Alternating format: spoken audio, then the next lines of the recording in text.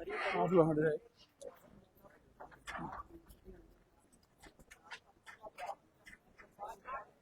कोई है यहाँ? कोई है? कौन है? कौन है? अंदर से बुलाओ ना।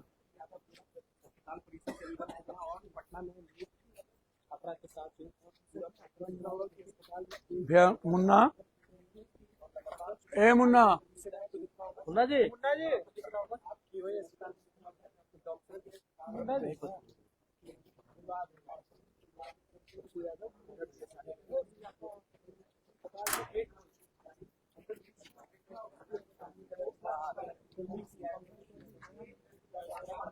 कोई तो है ही नहीं। नहीं, अंदर कहा जाएंगे भाई? ए, कोई है ही नहीं। कोई तो होगा ना। काउंटर पर कोई हो ऐसा तो पूछो ना, उसको बोला है।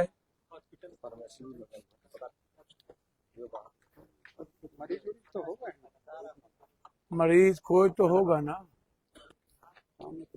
दीपक, चलो आ जाओ, आ जाओ। उधर से हम जाएं कि इधर से?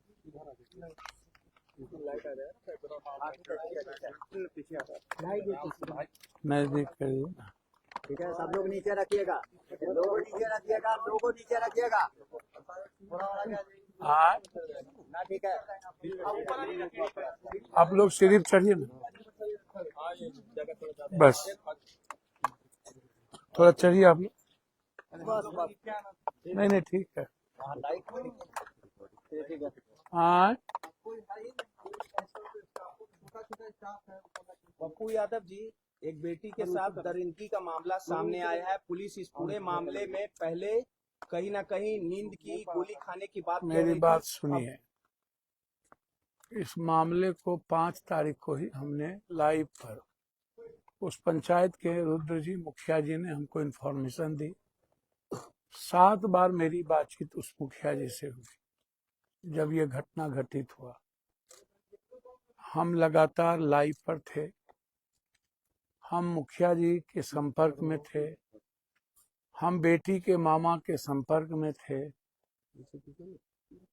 जब प्रभात में लाया गया सहजानंद जी के यहाँ से, सहजानंद जी ने क्या लिख करके रेफर किया। प्रभात के एक पार्टनर मालिक से मेरी बातचीत हुई, आज भी उनसे मेरी बातचीत हुई। उन्होंने कहा कि लड़की होश में थी, आई थी। खुद उन्होंने मुझसे एडमिट किया कि लड़की होश में आई थी, लड़की का इलाज सही चल रहा था, लड़की को ज्यादा ही ड्रग्स दिए गए थे। इसमें सबसे बड़ी भूमिका है मनीष रंजन की।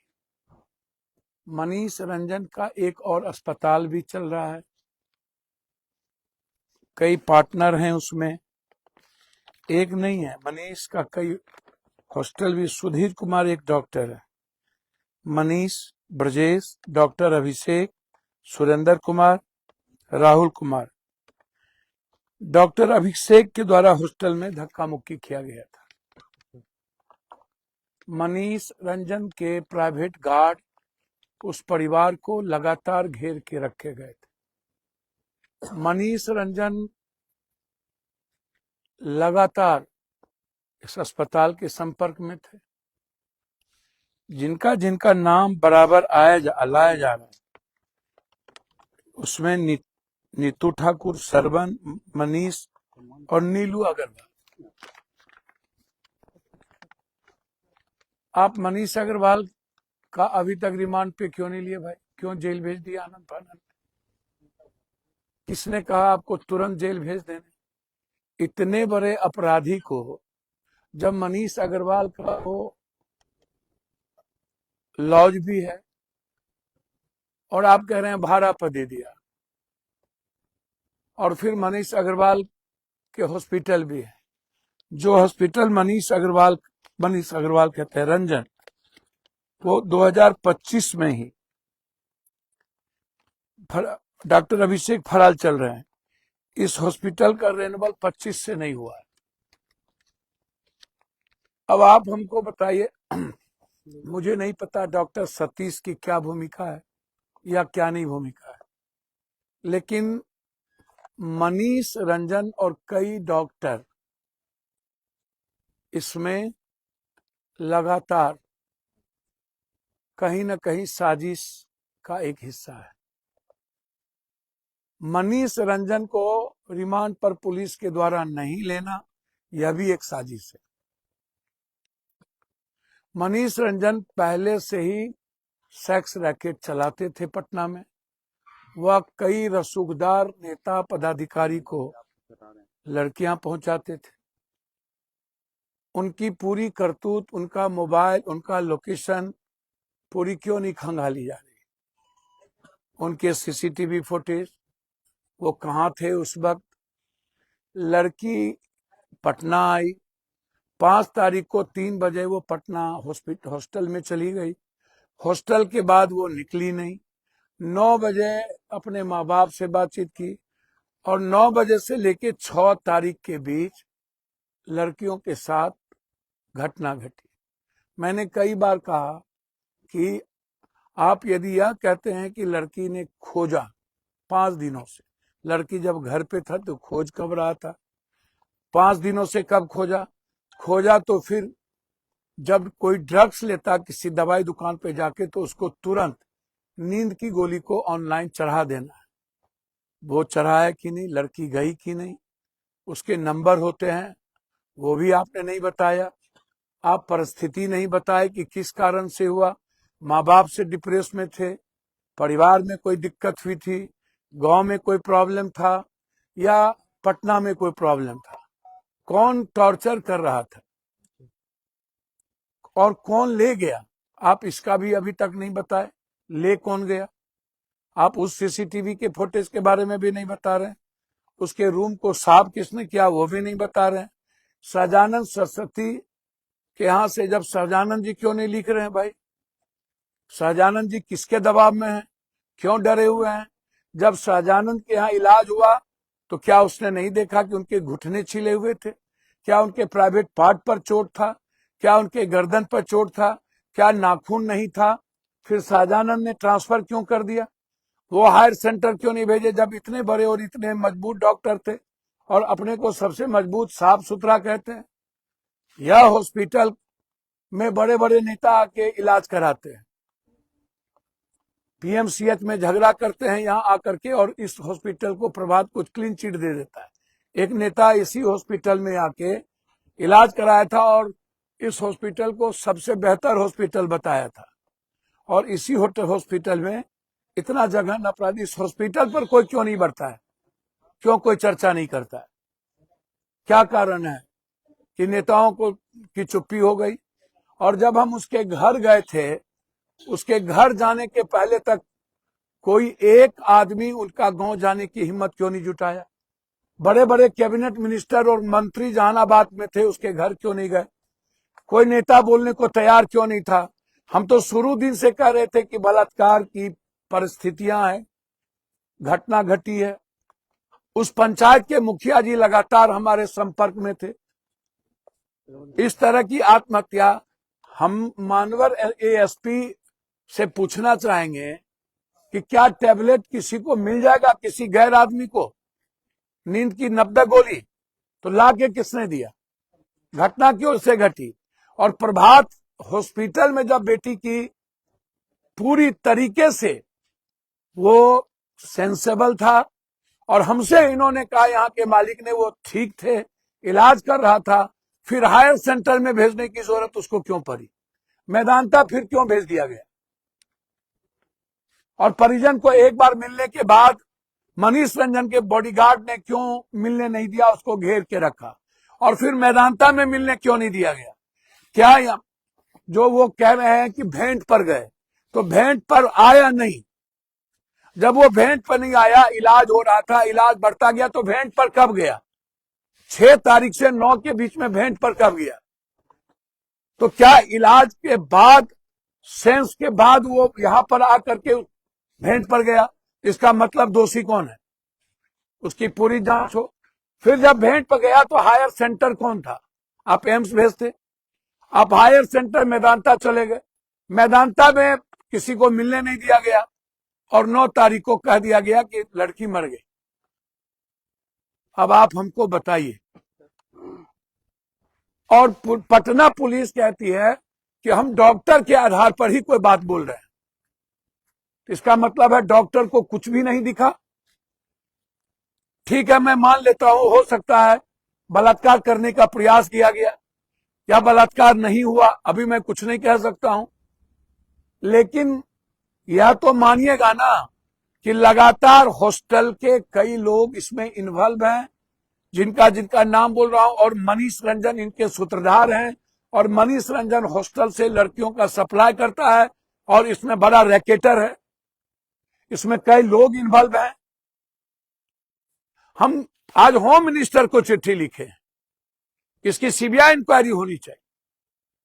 ये नाटक करने वाले लोग, इसमें बेटी का सवाल है, मैं जब उसके गांव गया, मैं जाति धर्म से इसको निकालिए, क्योंकि कोई हॉस्टल नहीं है जहां सेक्स रैकेटर नहीं। अब जांच कीजिए पटना के सारे हॉस्टल को, सीसीटीवी को कि बड़ी बड़ी गाड़ियां एक जगह नहीं क्यों लगती है, बड़ी गाड़ियों में लड़कियां को कौन ले जाता है, कौन दबाव देता है। एक अच्छे दोस्त साथ में आए और उसके बाद बार्गेनिंग शुरू कर देता है हॉस्टल के मालिक लोग कि तुम्हारे साथ दोस्त कौन आया था। फिर जेंट्स लड़के के साथ लड़कियों को रखना, ये कौन सा भाई नया कानून बन गया। और अभी तक पटना में या अन्य जगहों पर मॉनिटरिंग क्यों नहीं होती है, इसकी निगरानी कौन करेगा। इतने सारे हॉस्टल खुले जा रहे हैं, सब कुछ लिखा हुआ 8,000, 7,000, 9,000, 10,000, और अभी तक पुलिस पर कार्रवाई क्यों नहीं हुई। आप यहाँ पहुंचे हैं, डॉक्टर्स नहीं मिल रहे हैं आप लोगों को। भैया एक बात समझ में नहीं आता, आप इसको डाइवर्ट मत कीजिए। हम कह करके फोन से बात करके तब आए कि हम आ रहे हैं, हमको बताइए आप डिटेल क्या है। अब वो कहाँ है, मालिक है एक पार्टनर जी, डॉक्टर फरार क्यों हो गया? अभी तो सब थे, फिर गायब हो गए तुरंत। भैया मुझको नहीं पता क्यों गायब हो गए, कहाँ गायब हो गए, लेकिन मैं आपको बता दूं, इसमें 3 पार्ट है। पहला पार्ट है हॉस्टल और मनीष रंजन और उसका सेक्स रैकेट, दूसरा पार्ट है हॉस्पिटल।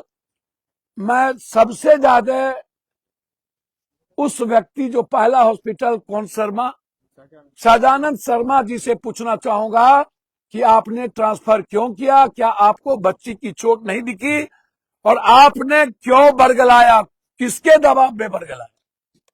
2, तीसरा यहां आए तो आपने पुलिस को क्यों झुटलाया, पुलिस को आपने क्यों गलत रिपोर्ट दी।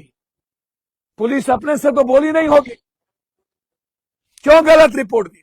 मैं मानता हूं कि थाना प्रभारी गलत हो, एसपी गलत हो जाए, एसपी तो कह रहे हैं कि डॉक्टर का रिपोर्ट के बारे पर हम आधारित पर बात कर रहे हैं। तो भैया बात बताइए, इतने बड़े जघन्य अपराध होने के बाद एक बच्ची जो नेट्स का एग्जाम तैयारी करता, सबकी बेटी बहन यहां पढ़ती है, और पूरा का पूरा पटना में सेक्स रैकेट चल रहा हो, बड़ा बड़ा इवेंट्स वाले सेक्स रैकेट चलाते हो, मंत्रालय में ढूंढते हो, 3-3, 4-4 करोड़ की गाड़ियां खरीद लेता है 1 साल में, 2 साल में, और कुछ भी नहीं होता। इसीलिए इसकी सीबीआई इंक्वायरी चाहता हूं। इस अस्पताल में होश था तो भेंट्स क्यों लगाया गया, यहां से ट्रांसफर क्यों किया गया, परिजन को क्यों निकाल दिया गया, परिजन के साथ दुर्व्यवहार क्यों किया गया। और इस पर कोई राजनीति ना करिए, और जाति के नेताओं से आग्रह करेंगे